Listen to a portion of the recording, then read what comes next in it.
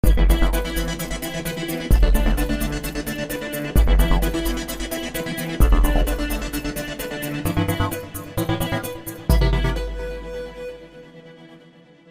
নেব আজকের খবর। সম্পত্তির জেরে ঠাকুমাকে বালিশ চাপা দিয়ে খুনের অভিযোগ নাতির বিরুদ্ধে। হাওড়ার বালি থানা এলাকার বালি ঘোষপাড়ার ঘটনা। সম্পত্তির জেরেই খুন হয় ঠাকুমা। মৃতের নাম মিনতি দত্ত, বয়স 68 বছর। জানা গেছে সম্পত্তিগত বিবাদ লেগেই থাকতো নাতি বিশ্বজিৎ দত্ত এবং ঠাকুমার মধ্যে। ঠাকুমার বাড়িতে আসা পছন্দ ছিল না নাতির। বাড়িতে আসা নিয়েই অশান্তি হতো। শনিবার সকালে ঘরে আসায় মিনতি দেবী এবং বিশ্বজিতের মধ্যে বিবাদ লাগে এবং এক সময় মিনতি দেবীর চিৎকার বন্ধ হয়ে গেলে বিশ্বজিৎ এবং তার স্ত্রী ঘরে তালা দিয়ে চলে যায়। বেশ কিছুক্ষণ স্তব্ধ থাকায় পাড়া প্রতিবেশীরা সন্দেহে ঘরের তালা ভেঙে মিনতি দেবীর দেহ উদ্ধার করেন। মূল অভিযুক্তরা পলাতক হলেও তাদের দুই আত্মীয়কে আটক করেছে পুলিশ। চোরাপথে প্রবেশ করতে গিয়ে ধৃত 26 জন বাংলাদেশি সহ 2 দালাল। লোকসভার ভোট পর্ব শেষ হতেই বাগদা সীমান্ত দিয়ে রমরমিয়ে শুরু হয়েছে ধুর পাচার। পুলিশের চোখ এড়িয়ে শয়ে শয়ে বাংলাদেশি দালাল এসে ঢুকেছে ভারতবর্ষে। শুক্রবার বিকাল এবং শনিবার সকালে ভারত থেকে বাংলাদেশে চোরাপথে যাওয়ার সময় 26 জনকে গ্রেফতার করে পুলিশ।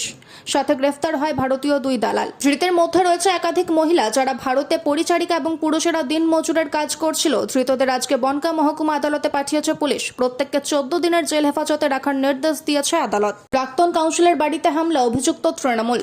শুক্রবার গভীর রাত্রে কাঁথি পুরসভার প্রাক্তন কাউন্সিলর অমলেশ পাত্রের বাড়িতে চড়াও হয় কাঁথি লোকসভা তৃণমূল কংগ্রেসের পরাজিত প্রার্থী উত্তম বারিকের ভাই এবং তার দলবল। মহিলার হাত ও জামাকাপড় ধরে টানাটানি এবং বাড়ির দরজা ভাঙচুরের অভিযোগ আসে। স্থানীয় বাসিন্দারা ছুটে আসলে সেখান থেকে পালিয়ে যায় তারা। 2022 সালে তৃণমূলের তরফ থেকে টিকিট না পেয়ে নির্দলীয়ভাবে প্রতিদ্বন্দ্বিতা করেছিল, কিন্তু নির্বাচনে পরাজিত হন। শুক্রবার তার বাড়ি সংলগ্ন এলাকায় মদের আসর বসে এবং রাত্রি 12টা নাগাদ তৃণমূল প্রার্থী উত্তম বারিকের ভাই তার দলবল নিয়ে এসে বাড়িতে চড়াও হয়। মহিলার বাপের বাড়ি থেকে কয়েকজন পৌঁছালে সেখান থেকে পালিয়ে যায় তারা। সারা রাত ঘুমোতে পারিনি। এরকম যদি রাত্রেবেলা এসে লোক এসে যদি এরকম হামলা করে, গেট ভেঙে দিব, মেরে ফেলবো, কেটে দিব, বাবাকে উত্তম বারিকে ভাই বলছে এই বেরিয়ে আসুন, আপনাকে তো এক্ষুনি কুচি কুচি করে কেটে দিব।